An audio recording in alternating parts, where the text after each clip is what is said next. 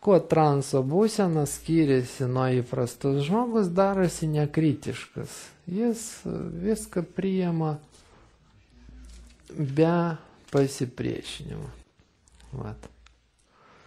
Šiaip transo būsena be jokių įtaigų, be jokių jūsų istorijų yra be galo vertinga ir galima vesti tokią analogiją, vat kūnui reikalingas poilsis, kūnas pavargę, ten jūs galite dirbti, sportuoti ir ateina momentas, kai kūnas jau negali to daryti.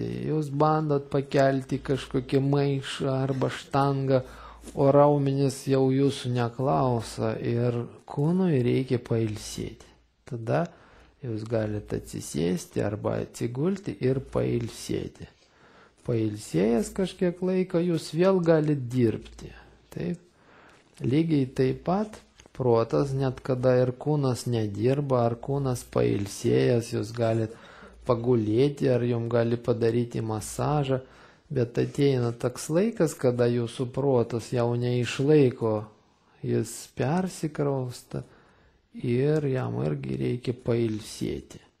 Ir tada žmogus užmiega, taip? Yra ir dar kažkokia dalelytė mumyse, galim pavadinti tai dvasia, arba labiau vartojamas žodis siela, taip?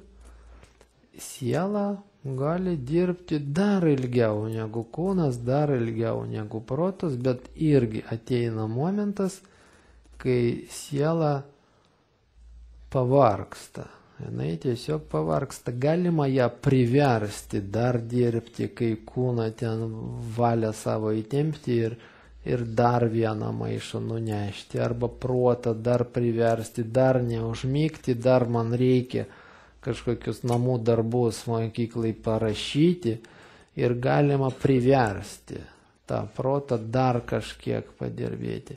Bet tada jo darbas darosi neefektingas.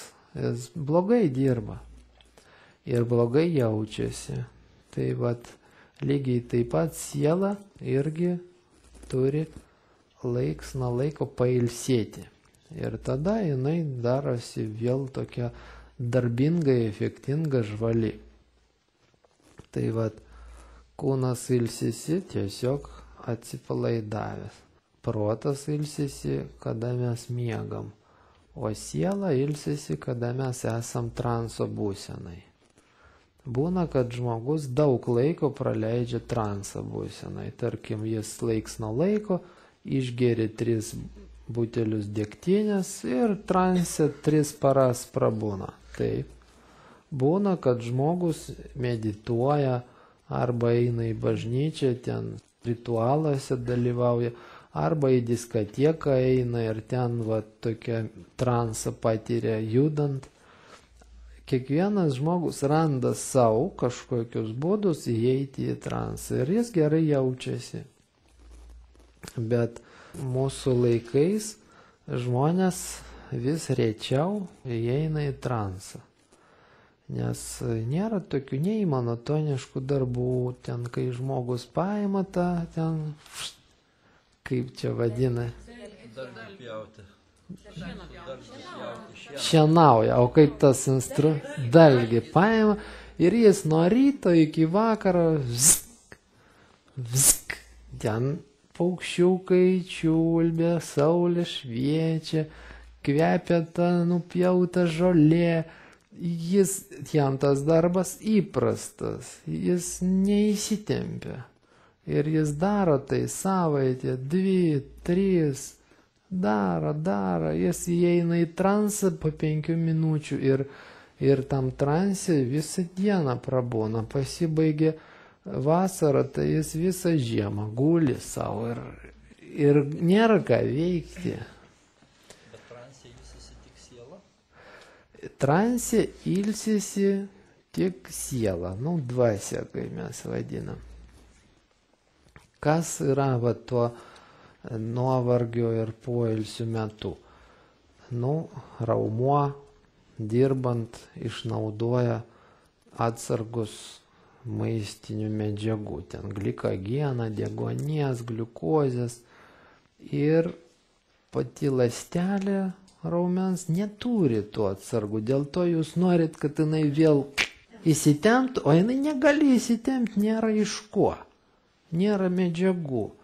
Atpalaiduojant raumenis, kraujas bėga, iš tos raumens išneša apykaitos produktus, taip, išneša iš ląstelės, ją kaip išvalo ir kraujas pripildo tą ląstelę maisto medžiagomis ir deguoniu. Ir ląstelė vėl padaro savo atsargų, apsivalo, gali dirbti toliau. Čia relaksacijos metu. Pavargsta tau ranka, tu gali dirbti su kita ranka, o šitą tuo metu ilsisi ir praeina laikas, vėl paimi tą gantelę ir šitą ranką gali dirbti. O šitą ilsisi. Taip? O kas protė ten darosi lygiai taip pat. Mes gaunam informaciją, gaunam ir apdorojam ją. Informacija tai yra protui toks maistas. Ir kada protas persipilda jau savo veiklos produktais, jam reikia kažkur iškrauti tos produktus, iškrauti, atiduoti kažkam. Kaip, kompiuterinė kalba labai tinka čia, nes mes labai panašiai padaryti. Pas mus yra smegenyse tokia aktyvi zona, kuri dirba su informacija aktyviai. Aš jūsų matau, jūs mane klausat, jūsų smegenų žievės zona dirba su to, kad tą informaciją priimti ir ją apdoroti, suvirškinti. O yra ten giliau, po žievės, šitam daly, yra labai didelis ląstelių kiekis, tokia saugiklė informacijos, didelė. Daug milijardų kart didesnė negu ta aktyvioji zona, negu tas, kaip kompiuterį procesoris yra, taip? O šita saugiklė kaip kompiuteriai Winchesteris, kur daug yra vietos, tai kada mes miegam, mes iš to savo aktyvios zonos, iš tų dienos įvykių į tą Winchesterį perkraunam, perrašinėjam visus svarbius išvadas, visą savo proto veiklos produktus svarbius ten perrašinėjam, o nesvarbius mes tiesiog ištrinam, išvalom. Dėl to mes taip gerai prisiminam viskas, kas šiandien buvo, nuo ryto iki vakaro. Ir labai blogai prisiminam, tarsi nebuvo ten už praeitų savaitės kažkokio antradienio įvykių. Mes pabandysim prisiminti, ką buvom apsirengę, ką valgiam, kur ėjom, ką telefonu kalbėjom, neprisiminam. Bet jeigu buvo kažkas svarbaus tą dieną, praėjęs laiką, mūsų aktyvioji ta dalis, kaip kompė procesoris, ras ten Winchesterį, tą svarbiausią informaciją ir ištrauks vėl, kaip jinai bus kaip šios dienos. Jūs prisimenat, tai bus šiandieninė informacija, taip?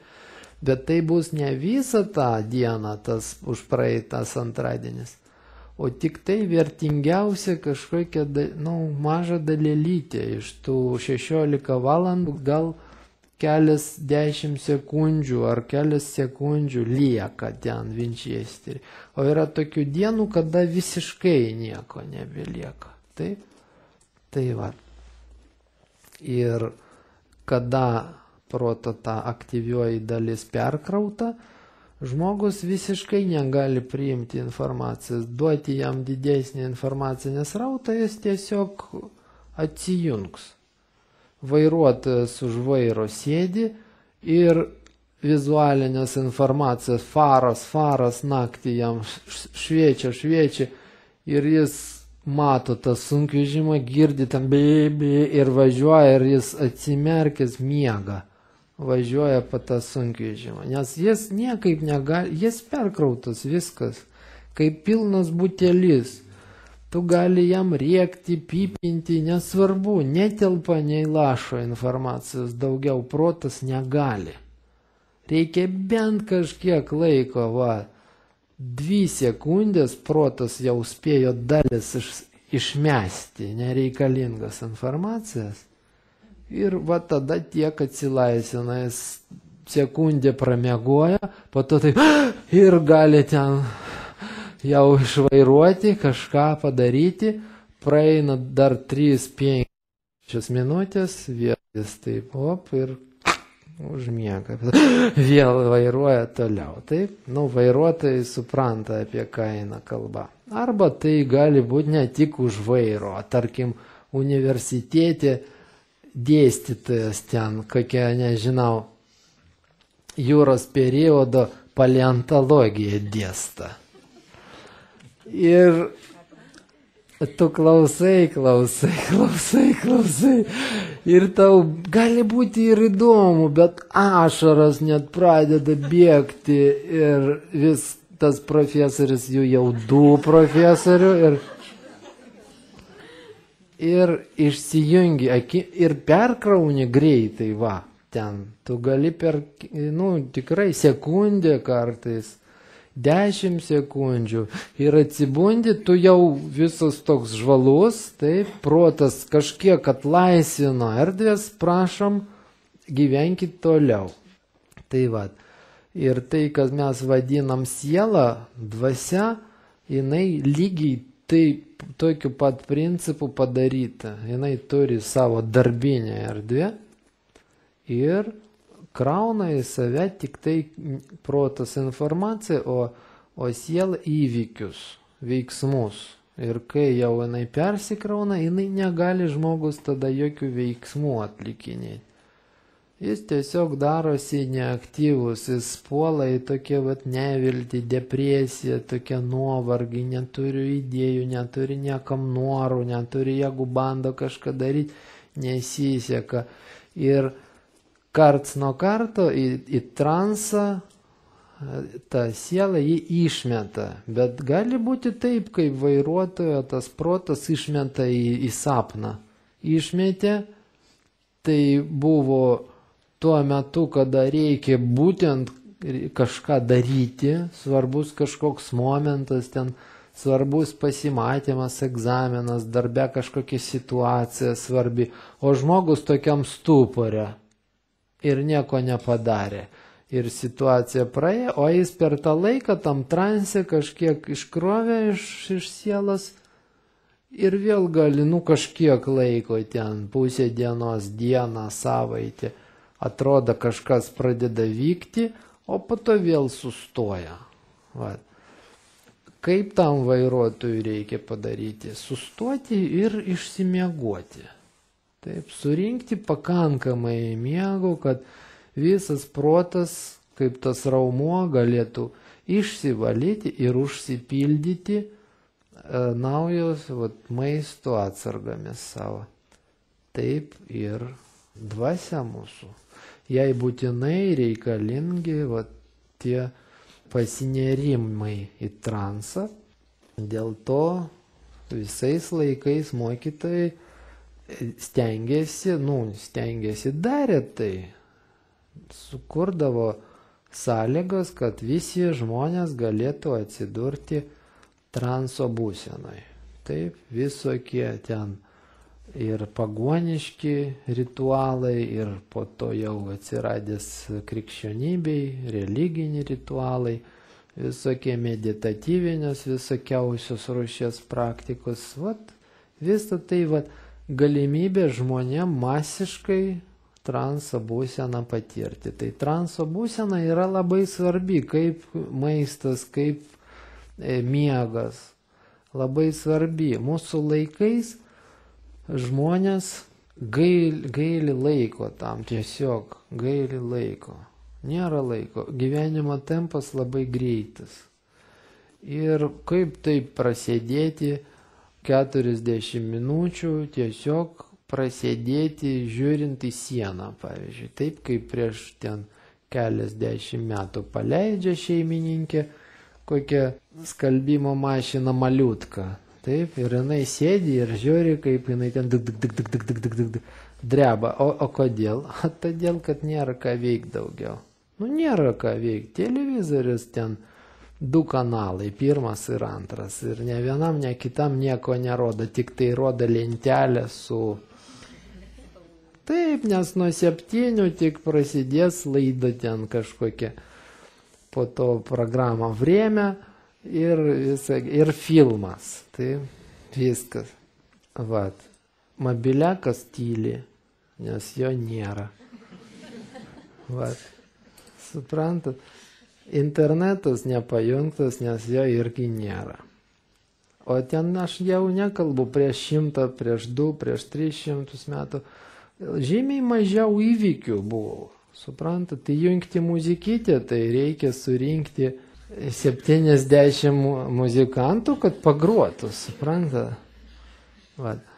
Ir informacinė srautai buvo žymiai mažesni ir transui žmogus žymiai daugiau turėjo laiko, jis priverstas buvo net būti transe ilgą laiką. Šiandien mums yra labai didelis transo būsenos deficitas beveik visiems žmonėms. Dėl to labai dažnai būna, kad žmogui nieko daugiau nereikia iš terapeuto, tik tai ateiti ir atsidurti transe, kaip išsimiegoti, kad dvasia galėtų išsimiegoti, pasisemti naujų jėgų. Ir labai dažnai to ir užtenka. Dėl to... Tai koks tas pagrindinis šalutinis poveikis, jeigu yra, reiškia, didžiulis trūkumas, neveiksmus žmogus, nieko nebegali... Taip, žmogus nieko negali daryti. Ne tai, kad jis negali su kastuvu kasti, tai nėra veiksmas. Įvykis tai yra tai, kas kažką keičia mūsų gyvenime, taip kažką keičia. Jeigu tu ten atsibundi ryte, žadintuvas skamba, tu važiuoji į tą patį darbą, ten su tais pačiais žmonėms, darai tą patį, ten kažkokius, nežinau, prie staklių kažkokius ten lentos, ten kažkokios spintos surinkinėjai, arba kažkokios ten ataskaitos buhalterinius darai, tai neįvykiai. Niekas nesikeičia, kaip užvakar buvo, kaip prieš savaitę, taip ir šiandien, taip ir rytoj, ir poryt. O įvykis tai, kas keičia kažką tavo gyvenime. Kai atsitinka kažkas, ko vakar ir užvakar ir prieš savaitę nebuvo. Ir nuo ko tavo gyvenimas jau bus kitas. Suprantat? Jeigu tu ten... ne iš jo, ne iš to nueisi ir užsirašysi į ten, nežinau, pilvo šokio būrelį. O tai bus įvykis. Nes tu niekada to nedarėjai. Ir tu visada vakarais sėdėjai prie televizorio, o dabar vakarais eisi savo pilvą judinti. Ir kol tas veiksmas nepasidarys tau įprastas, tai bus kiekvieną kartą įvykis. Pasidarys įprastas, taps vėl rutina. Tai ta jėga, kuri leidžia mums įvykį sukurti, tai yra mūsų dvasia. Taip, dvasinė energija. Jėga, kuri skatina mus kažką gyvenime keisti, ieškoti kažko naujo. Pereiti arba sulaužyti tų įprastų įvykių rėmas, peržengti savo ribas. Ir kai žmogus tos energijos neturi, tai įvykių jokių nėra, jis tiklinasi, jis stulpas su galva trankasi, jis kaip voverė savam rate bėga samsaras rate, niekas nesikeičia, niekam neįdomu. Gera jam bėgti tam rate arba bloga, o išeiti iš to rato nėra jėgų. Tai transas tai yra būsena, kada žmogus iš savo to ėjimo ratų išeina ir bent jau situaciją rate įvertina, pamato ją, kad vat aš visada rate, o dabar žiūriu į tą ratą iš šalies. Be to, tai jau yra gal ezoterinė informacija, ne mokslinė, o ezoterinė. Kiekvienas žmogus yra pasaulio dalelytė, kaip mūsų kūne yra, tarkim, ląstelės. Taip? Kiekvienas žmogus, mes visi esam ten žmogeliukai, kiekvienas iš mūsų turi aplink savęs energetinį lauką, tai mūsų jausmai, mintys, mūsų likimas, mūsų įvykiai visi. Ir kiekvienas iš mūsų turi savo tokį pasaulėlį.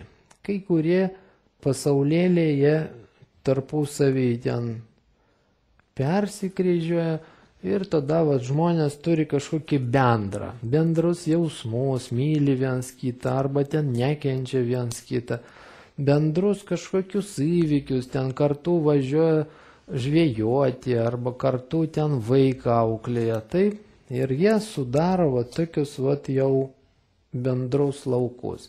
Bet visi žmonės kartu paimti sukūrė bendrą tokią žmonijos lauką.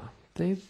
Ir tas žmonijos laukas, kaip atskiras žmogutis, tik didelis toks žmogus, taip, kuris sudarytas iš tų mažų žmogeliukų. Tai ir tas didelis žmogus, jis vienas iš tokių didelių žmonių, kurių irgi ganėtinai daug, ir kurie irgi turi savo pasaulinius laukus, savo civilizaciją, savo pasaulius, ir kurie visi sudaro, dar kažkokį didesnį ten super žmogų, kuris yra vienas iš super žmonių, kurie sukuria kažkokią ten, sudaro super civilizaciją, ir visi tie žmonės, galima taip pavaizduoti, kad surišti su kažkokiu bendru tokiu lauku, su pasauliu. Taip? Tai transo būsena išveda žmogų iš jo, žmogus savy turi tokią dalelytę, kaip dvasia, taip, siela dvasia. Tai yra kaip procesoris kompiuterį, tai yra talpa kažkokia, butelis su dvasinė energija viduj. Akumuliatorius. Tai tas butelis gali būti 100, kaip man batareika išiminė neringa iš mikrofono. Ir mūsų dvasia gali išeiti iš mūsų pasaulio ir keliauti per sluoksnius, per lygius. Gali šitą dvasia išeiti į šitą pasaulį, į šitą sluoksnį. Gali į šitą sluoksnį išeiti. Ir kas iš to, kad išeina, tiesiog tas butelis gali būti pripildytas, aš galiu jį pripildyti čia, tos mano ten egregorių, mano kultūrinio egregorių, religinio egregorių energiją. Mano šeiminio egregorio energiją, pripildyti dvasingumo mano šeimos lygio, tarkim. Arba aš galiu tą butelį ten žmonijos kažkokios energijos pripildyti, arba ten dieviškos kažkokios energijos, ten pasaulinės pripildyti. Toliau dvasia grįžta į savo vietą ir mes savy akumuliatoriai turim tam tikros energijos, kur prisipildėm. Tai transo būsena būtent yra toks procesas, kai iš mūsų išima ta baterija, išimama ir jinai kažkur kraunasi.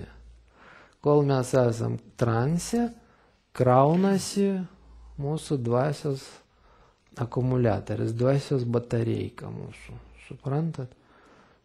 Dėl to transo būsena duoda mums tokios galimybės, kurioj erdvėj jūs kraunat savo batareiką, įeinat jūs į transą, tarkim, simfoniniam orkestro koncerte, filharmonijoje, jūs į muzikinę egregorį, į kažkokią visų muzikantų erdvę kraunat savo batareiką.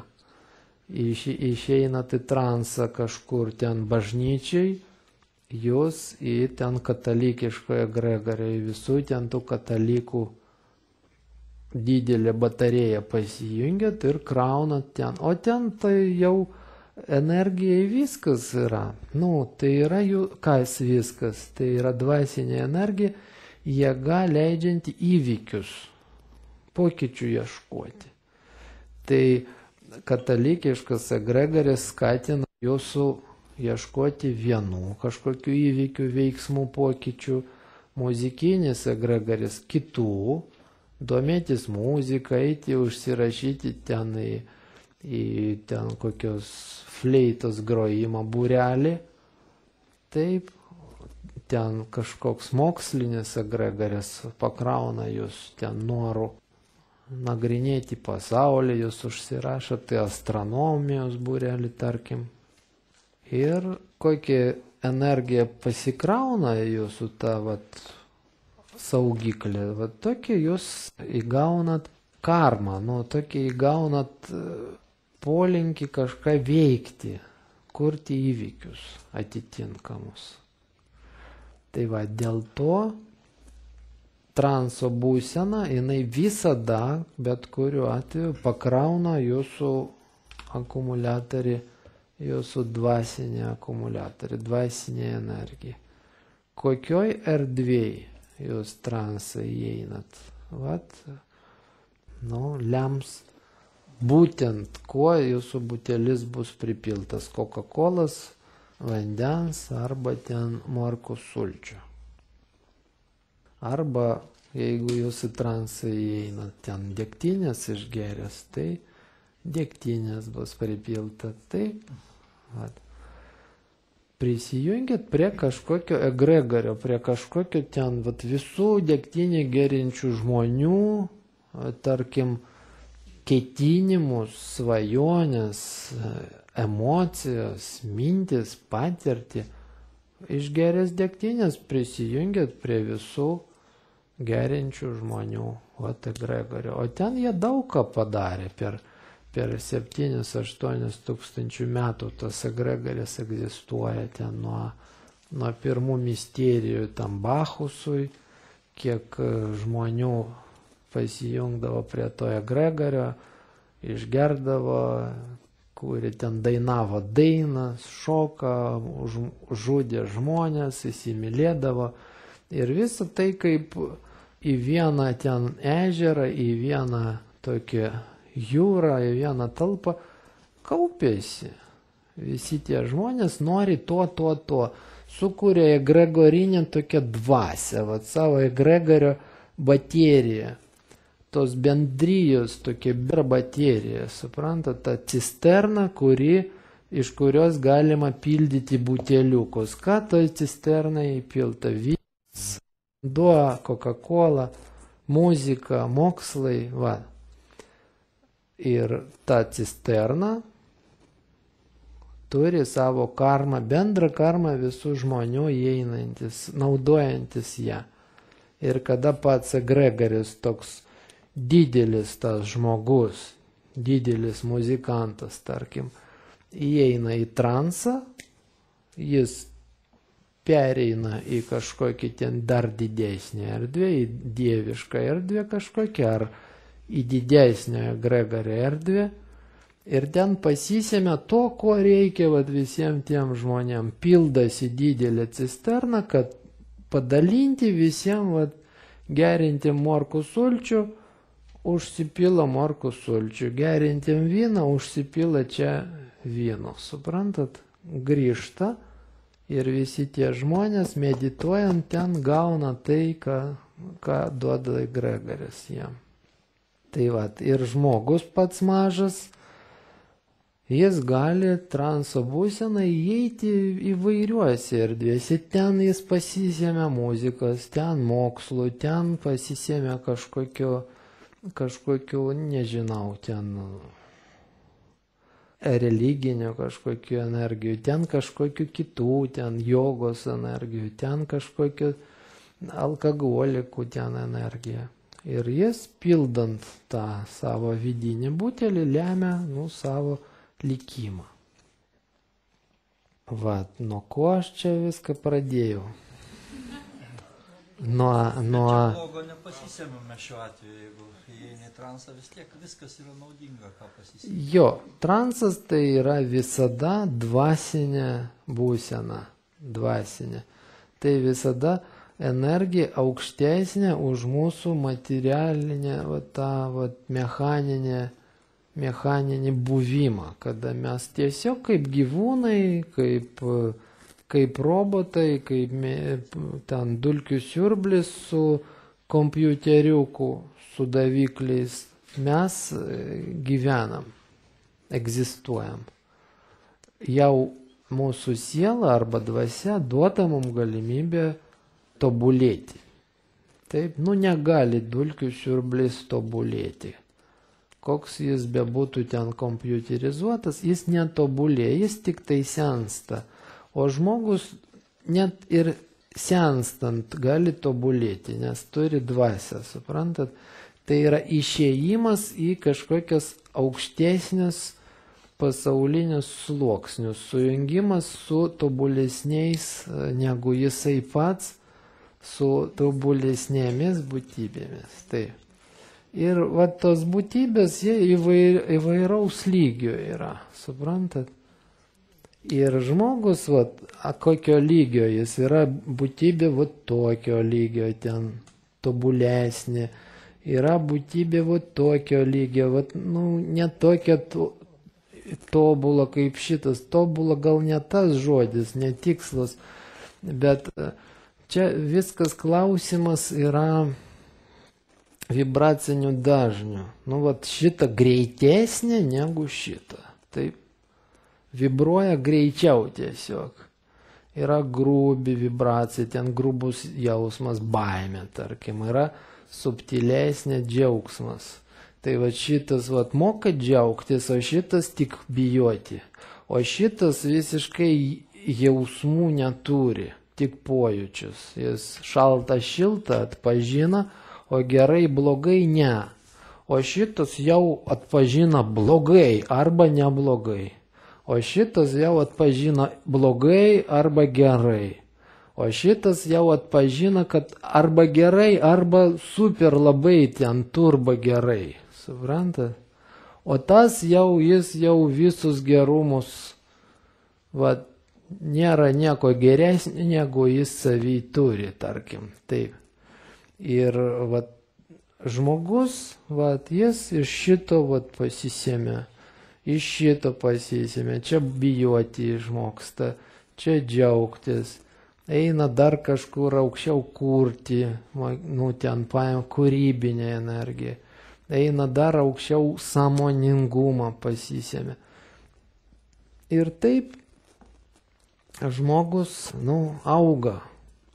Būna, kad žmogus pripranta medituoti, į transą įeiti į kažkokią dvasinę erdvę, o pats transuoja. Transas tai yra pereinant faktiškai. Transas tai yra perėjimas iš kasdienybės į kažkokią kitą aukštesnę būseną. Tai būna, kad žmogus pereina čia ir čia. Ir jis savy sumaišo tos grubesnius energijos ir tos aukštesnius.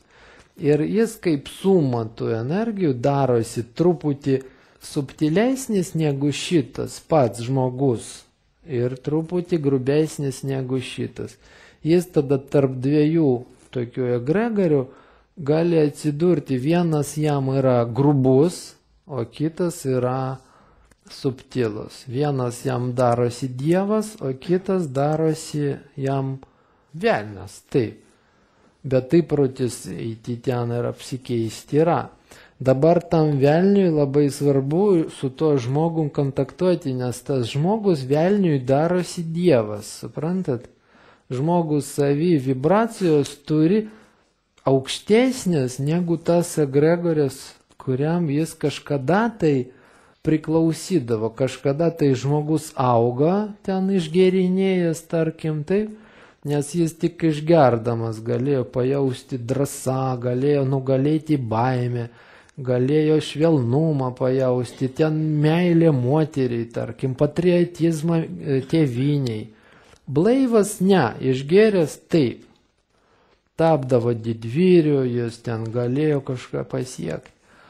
O po to, augant, jis išmoko prisijunginėti prie kitų egregorių, žymiai subtilesnių, ten prie muzikos, tarkim, prie meno kažkokio, prie kažkokio dvasinio egregorio prisijunginėti. Ir po to jau jis išgeria ir jam ta būsena, agresyvi, ta grubi būsena, grubi energija, kažkada tai buvo jam žingsnis į priekį, eiti tą agresiją ir sugebėti ten iš savo vergystės išeiti ir tapti kažkokiu ten, tarkim, laisvų žmogų ir išdrįsti gyventi laisvai arba tapti kažkokiu ten vadu ir tapti ten kažkokiu žmonių kiekiu lyderiu, tarkim, taip. Tapo jis lyderiu, tapo kažkokiu ten, nežinau, karalaičiu tokiu ir susipažino tada su menu, su muzika, su mokslais. Dabar gerintis tas karalaitis atiduoda tam egregoriui grubiam, atiduoda savo subtilės energijas, iš visos savo karalystės surenka dvasinę energiją, kurią turėtų vystyti tą šalį, nes jis kaip šalies galva, o jis tiesiog perduoda tam alkoholio egregoriui tą energiją. Toliau, aišku, tas alkoholio egregoris savy turi tokios žemesnio lygio žmonės, kurie ten į jį medituoja ir auga. Jie tai auga, o šitam tai jau inkaras, suprantat? Bet ryšys, karma su to egregoriu bendravimo, karma, kaip jis tarnauja tam egregoriui, kažkada tai jis jį pakėlė, o dabar reikalauja savo, tu iš manęs neišeik, tu man reikalingas. O tai yra tarp egregorių etikos, egregorių santykių etikos klausimas. Kaip tam žmogui pasielgti dabar reikia? Kaip? Atsisakyti to egregorio, kuris kažkada tai buvo jam dievu. Tai yra išdavystė, taip kaip taip galima, palikai, kai tu pasidarėjai aukštesnis, kai tu pasidarėjai stipresnis, čia kaip panašu, kai žmogus išaugo, pasidaro savarankiškas, stiprus, sėkmingas, o savo tėvus senus palieko ir man tas pats, ką jie daro, jie iš manęs siurbė ten kraują, jie man gyventi trukdo dabar, man reikia prie tų senių sėdėti, taip? Labai panaši situacija dvasinė. Vat žmogus ir jo kažkada tai vedantis egregoris, kuris dabar jau pasidarė grubių egregorių. Kaip tam žmogui pasielgti teisingai? Jis turi sujungimą su subtiliais egregoriais ir su grubiais. Tai vat. Kada nors gal mes apie tai pakalbėsim detaliau. Taip dariau. Noriu paklausti, kai medituoji, tai yra transas, tu patenki transą, ar tai galima sakyti meditacija? Kartais medituojant, supranti, nėra tokio, meditacija tai yra veiksmas. Vat mes kažką darom. Taip, kartais tam darėme. Vienas vadina meditacija, kada jis ten pradeda mantros, ten kažkokius kalba.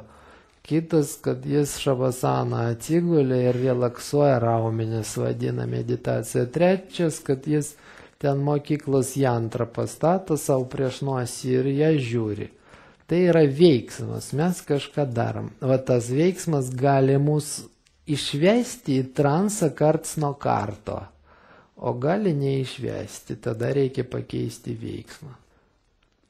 Supranti, ir mes ieškam savo meditacijos būdą, to prasme tokį veiksmą, per kurį mes galim į transą įeiti, ar išeiti, gal tiksliau būtų pasakyti. Tai ir hipnotizierius, psichoterapeutas, tai žmogus, kuris moka į transą įvesti, išvesti kitus žmonės. Jis toks, kaip palydovas. Čia darbas toks, žmogus, mokantis įvesti į transą. Labai dažnai, sakau, daugiau nieko nereikia. Tu įvedi žmogų į transą, ten jį palieki, gali paleisti ją muzikytį kažkokią ir eik savo arbatą gerti. Jis po transo, ką jūs man darėt, man taip dabar gera gyventi pasidaro. Jis kaip prisipildė tiesiog. Aišku, idealė, labai gera, jeigu pats hipnotizierius, jis truputį subtilesnių energijų savy turi, negu žmogus, kuris ateina pas jį pagalbos ieškoti. Taip?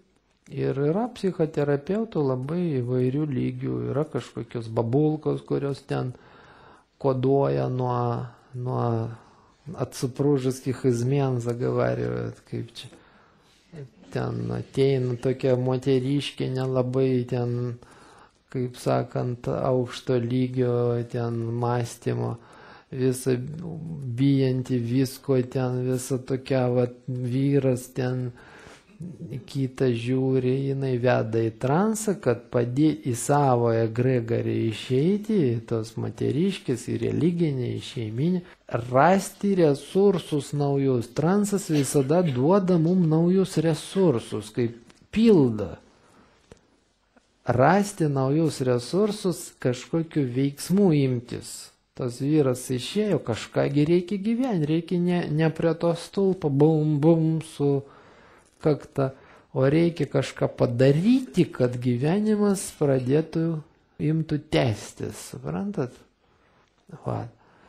Būna aukštesnio lygio, ten tų transą nešančių žmonių, ten pas vienus eina su psichiniam problemam, pas kitus su fiziniam, pas trečius su dvasiniam problemam. Yra žmonės palydovai. Palydovai, aš į tokią erdvę tave galiu nuvesti, į tokią galiu nuvesti, į tokią. O šitas, į tokią gali erdvę nuvesti. Suprantat, kaip gydai. Šitas ekskursija prie piramidžių veda, o šitas ekskursija per, pazlaičną miestam Paryžą, tarkim, kaip čia. Per visus ten по всем публичным домам старого города, Кычи. Viešnamis, taip. Tai žmogus visada gerai jaučia, tikrai jaučia, ar jis atėjo prie savo lygio palydovo ar ne, ar jam per žemai, ar jam per aukštai. Jis gali gauti kažkokios energijos, kurios jis nemoka jos dar panaudoti.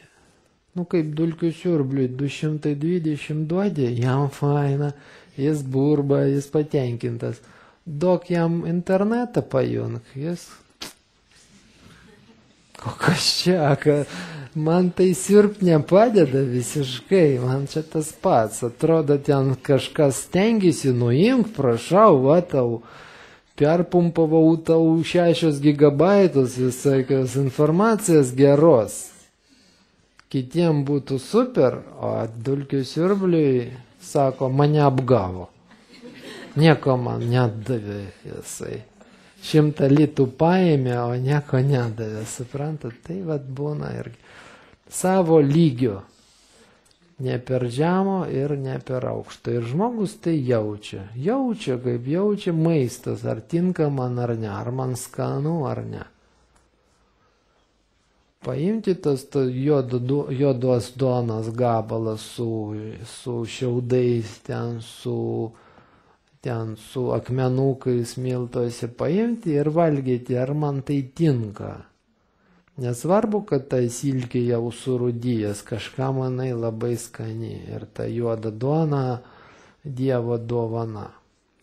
O kažkam ne, o kažkam ten kažkokių austrių paimti ten ir mėgautis, koks čia, o kitas paima tas austrius ir galima jos gyvy, kaip galima, čiagi šlikštų, man cepeliną duokit, tai aš suprantu maistas, suprantat, ar vėdarų kokių. Ir kiekvienas iš mūsų savo tą maistą moka atpažinti, kad čia man vertinga, man tai skanu yra. Suprantat? Tai va. Aš manau, kad atitinkamo maisto gavat šiandien ir kažkiek prisipildyt. O dabar galim, ten arbatos yra agregatai, galim padaryti arbatėlės. Padarysim kokių 15 minučių pertrauką ir prie praktikos pereisim.